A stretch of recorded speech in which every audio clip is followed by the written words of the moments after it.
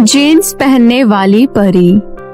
सोनम परी बाकी सभी परियों के साथ परीलोक में रहती थी और वो धरती पर कभी कभी लोगों की मदद करने आया करती थी। एक बार सोनम परी को पृथ्वीलोक पर बहुत सारी लड़कियां और औरतें जीन्स पैंट पहनी हुई नजर आती है।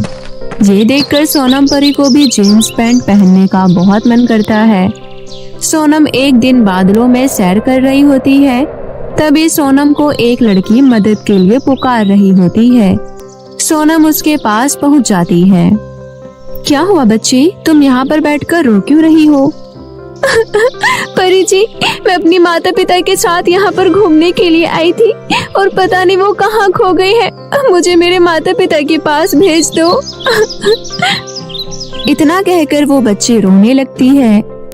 तभी परी अपनी जादुई शक्तियों से उस लड़की के माता पिता का पता लगा लेती है और उस बच्ची को उनके पास छोड़ देती है। आपका बहुत बहुत शुक्रिया जो आपने मुझे मेरी बेटी लौटा दी। मैं आपका धन्यवाद किस तरह से करूंगी? मैं इसको ना जाने कहां कहां नहीं ढूंढी।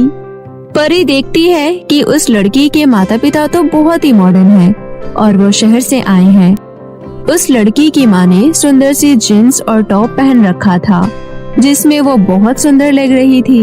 ये देखकर परी कहती है, आपको मेरा शुक्रिया करने की कोई जरूरत नहीं है, लेकिन फिर भी आप मुझे अगर कुछ देना चाहती हैं, तो क्या आप मुझे अपने जैसा जीन्स दे सकती हैं?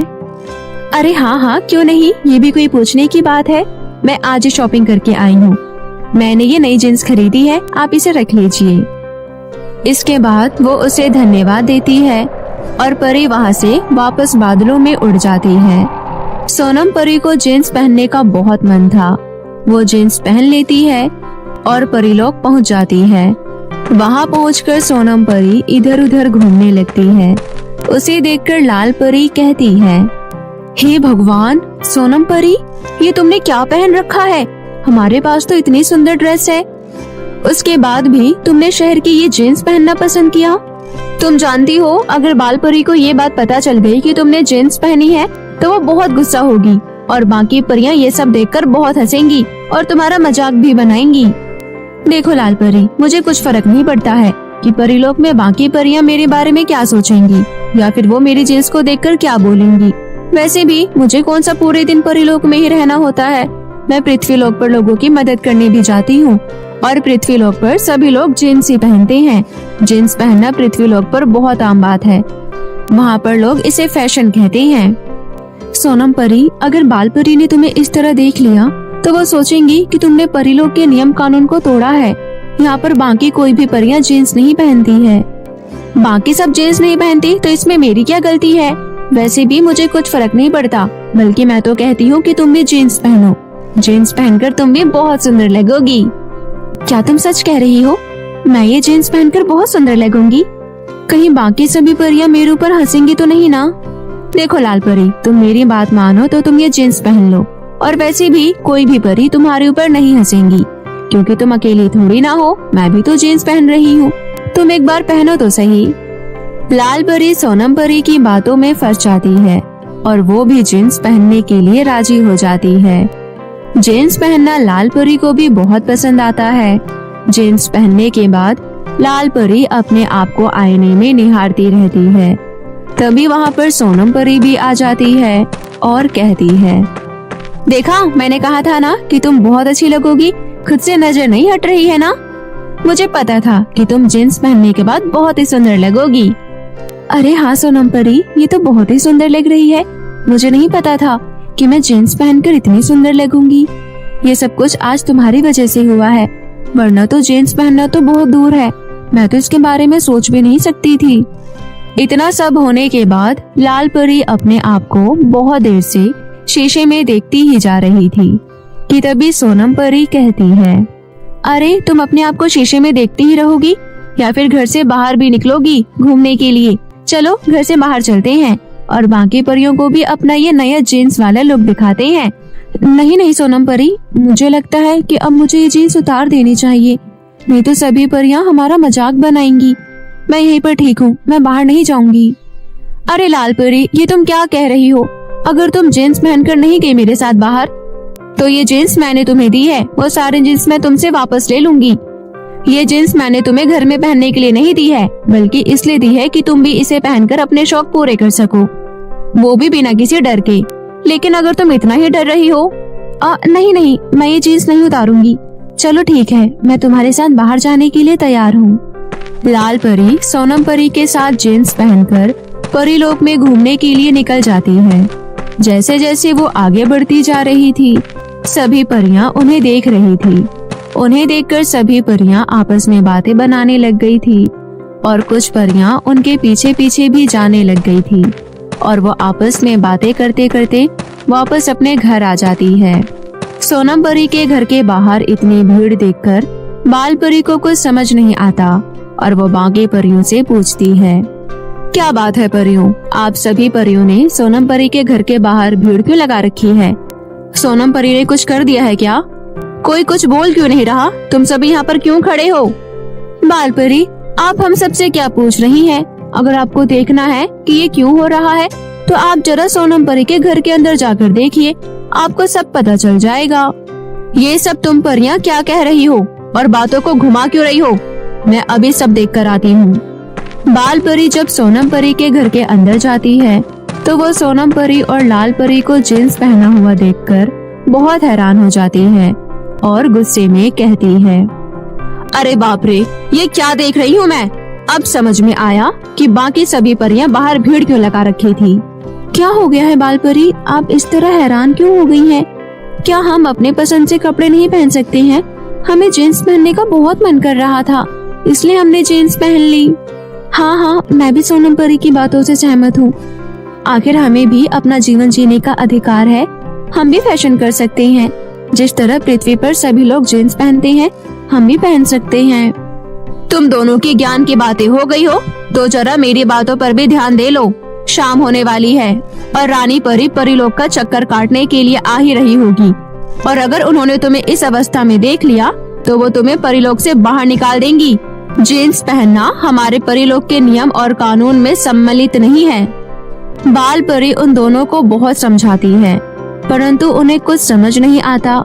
अगले ही दिन परीलोक में एक परियों का कोई समारोह का आयोजन था, जिसमें सभी परियां तैयार होकर आई थी।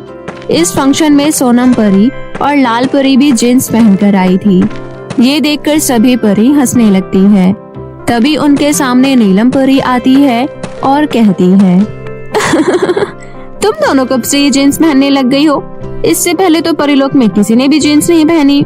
नीलम परी, ये जीन्स पैंट केवल आदमियों के लिए नहीं, हम परियों के लिए भी बनी है, और वैसे भी मुझे तो जीन्स पहनने का बहुत शौक है, तो मैंने सोचा क्यों न परीलोक के इतने बड़े समारोह में मैं अपने सपने को पूरा कर लूं, इसलिए मैंने जीन्स पहनी है। ये सब तो ठीक है सोनम परी, लेकिन शायद तुम भूल गई हो कि हमें कपड़े जगह और माहौल को देखकर पहनना चाहिए, वरना लोग हमें पागल समझते हैं, जैसे इस समय बाकी सभी परियां आप दोनों को समझ रही है। तुम दोनों बुरा मत मानना, लेकिन तुम दोनों में से कोई भी अच्छी नहीं लग रही। ये सब तो केवल छोटी सोच वाले लोग ही सोच सकते हैं। तुम जानती हो, पृथ्वी लोक पर कोई भी ऐसा नहीं सोचता। मैं तुम दोनों की बातें समझ रही हूँ, लेकिन मैं तुम्हें बता दूं कि पृथ्वी लोक पर सभी लोग जीन्स पहनते हैं, इसलिए वहाँ पर जीन्स पहनना कोई बड़ी बात नहीं है। लेकिन परीलोक में जीन्स पहनना ठीक नहीं है। इस समय सभी परियां आप दोनों पर हंस रही है।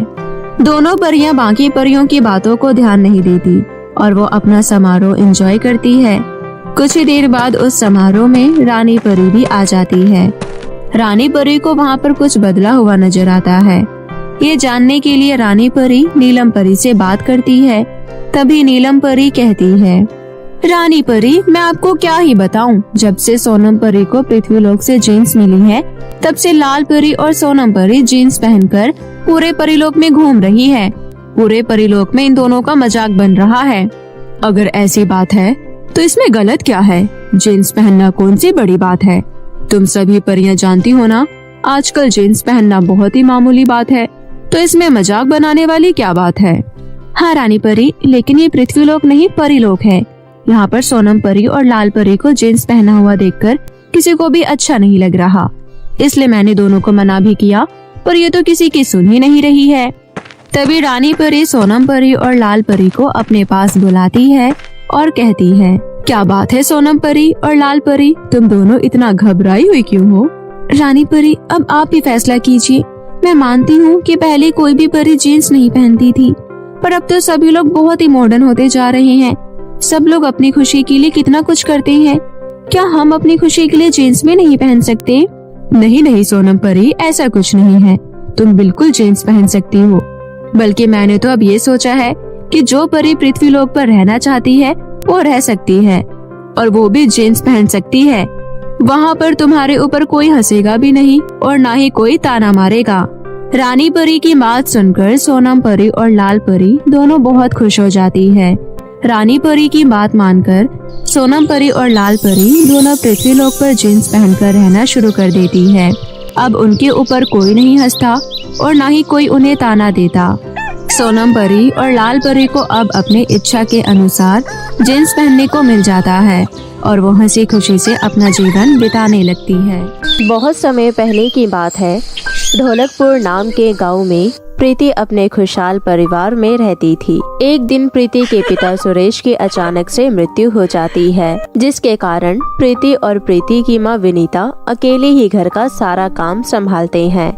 और प्रीति की मां सुबह घरों में झाड़ू पोछा का काम करती थी, जिससे प्रीति की स्कूल की फीस का खर्चा पूरा हो जाता था और घर का राशन आ जाता था। घर में रखी मशीन पर प्रीति की मां सिलाई का काम करती थी, जिससे उनका घर का खर्च निकल आता था। और प्रीति घर का सारा काम करवाने के बाद स्कूल जाया करती थी। वो पढ़ी लिखी, समझदार और मेहनती लड़की थी।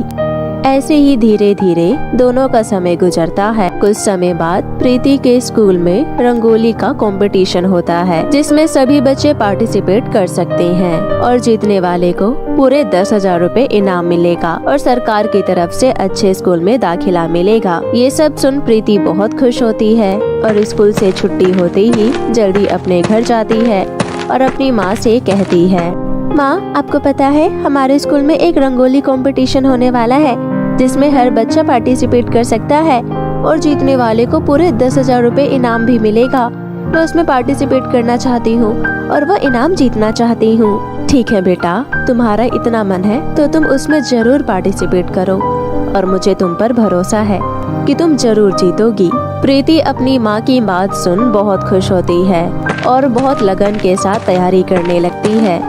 प्रीति सुबह घर का काम निपटाकर स्कूल जाया करती थी।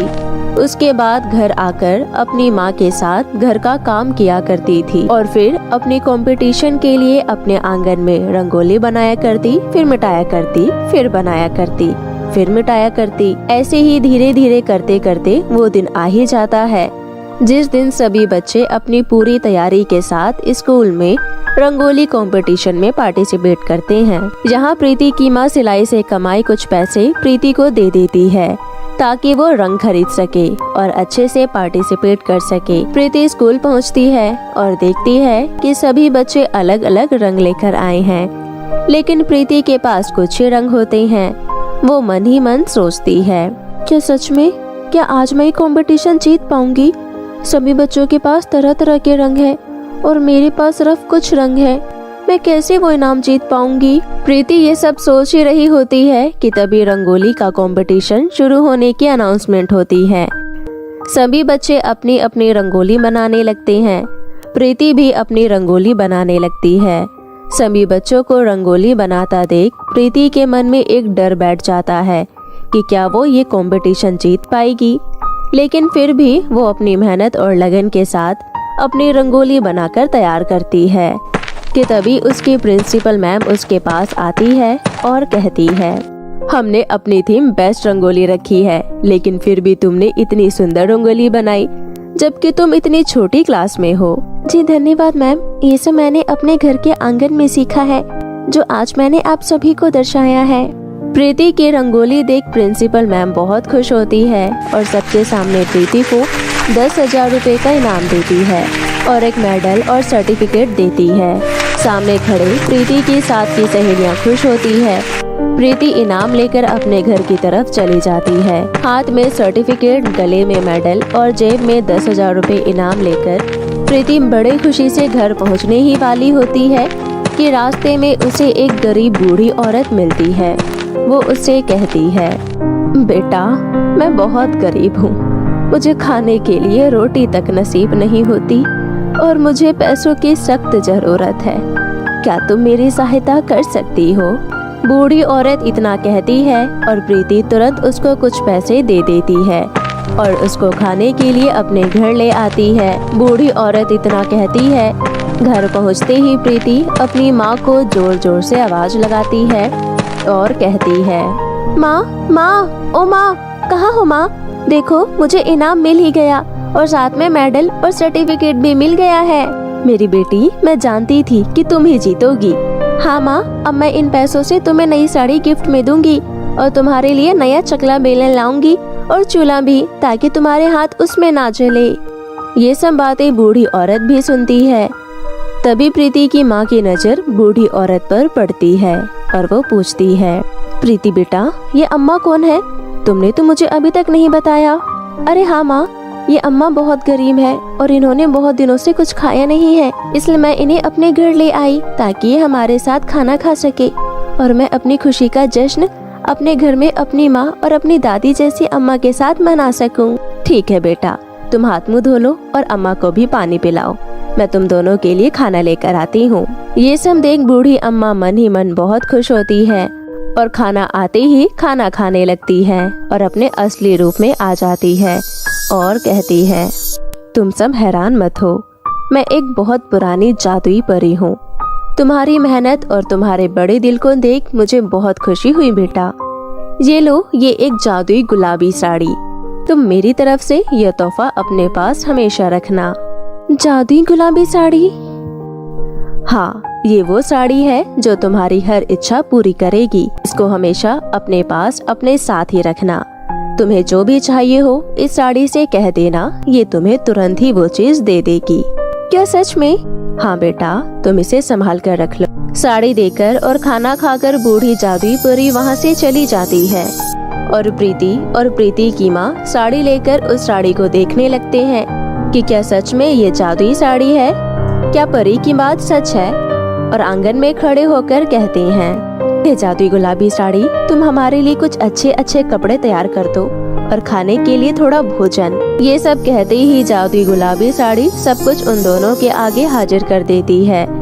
ये सब देख प्रीति और प्रीति की माँ बहुत खुश होते हैं। धीरे धीरे इसी तरह अपनी जिंदगी जीने लगते हैं। अब जादुई साड़ी से उनकी दर्द भरी जिंदगी आराम और खुशियों से भर जाती है और अब प्रीति और प्रीति की माँ घर में आराम से रहने लगते हैं और बाहर घरों में झाड़ू पोछा लगाने का काम प्रीति की माँ छोड़ देती है। प्रीति की माँ प्रीति का दाखिला एक अच्छे स्कूल में करवाती है और जादुई गुलाबी साड़ी से प्रीति की माँ एक पकवान की दुकान खोल लेती है, जिससे उनके यहाँ सभी सुबह का नाश्ता कर सके और दोपहर का खाना, ताकि प्रीति की माँ काम में व्यस्त रहे और प्रीति भी खुशी खुशी स्कूल में पढ़ाई करे और पढ़ लिख कर एक अच्छी नौकरी करे। तो मेरे प्यारे दोस्तों, कैसी लगी आपको मेरी ये कहानी? मुझे कमेंट करके ज़रूर बताएं और इसे अपने दोस्तों के साथ भी शेयर करें। और हाँ दोस्तों, अगर आपने अब तक मेरे चैनल को सब्सक्राइब नहीं किया है तो जल्दी से नीचे लाल बटन दबाकर अभी कर लें। तो मिलती हूँ आपसे फिर किसी नई कहानी के साथ। तब तक के लिए आप अपना ध्यान रखें। बाय बाय दोस्तों।